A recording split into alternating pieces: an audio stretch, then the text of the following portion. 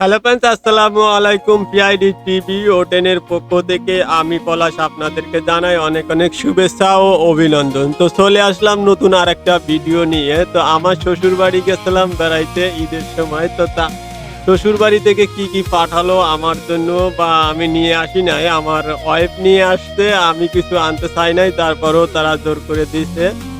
আর আমার ওয়াইফ হচ্ছে সংসারী, সে হচ্ছে জানে যে তার সংসারে কি লাগবে, সেই জন্য তার বাপের বাড়ি থেকে এগুলো নিয়ে আসলো পর্যাপ্ত পরিমাণের। ম্যাক্সিমাম আমার যা মনে হয় যে 6 মাসের মতো আমরা এগুলো খাইতে পারবো।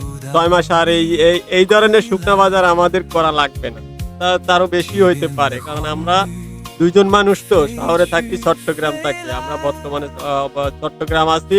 আর আমার বাড়ি হচ্ছে মোংলা থানা, সোনালতলা ইউনিয়ন, যে বাগেরহাট জেলা। আর আমার শ্বশুর বাড়ি হচ্ছে লালমনিরহাট জেলা, অর্থাৎ রংপুর বিভাগ, লালমনিরহাট জেলা, আজিতমারি থানা, পলাশী ইউনিয়ন, রামদেব গ্রাম। তো ওখান থেকে আমি নিয়ে আসলাম।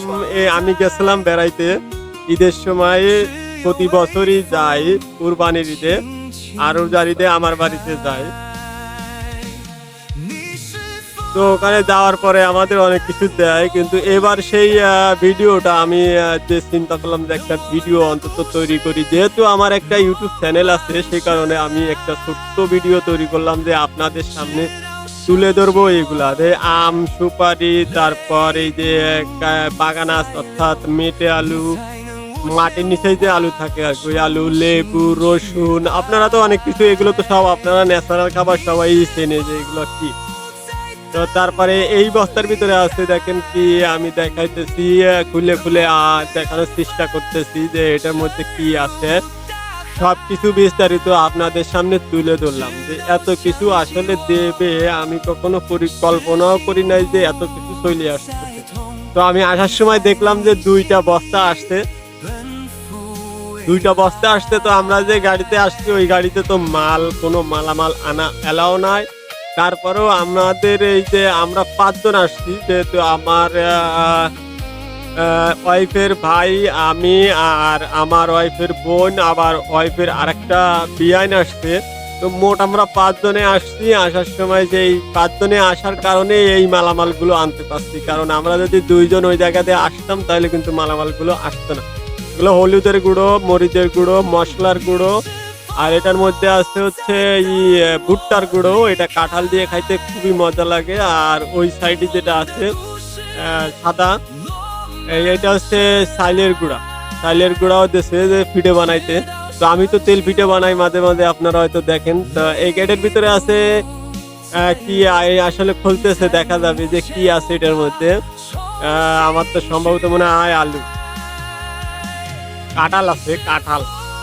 তো কাঁঠালও নিয়ে আসছি, যেহেতু জাতীয় ফল। আমরা এইখানে যে কাঁঠাল খাই এগুলোতে ফরমালিন দেওয়া হয় বা ওষুধ দিয়ে পাকানো হয়।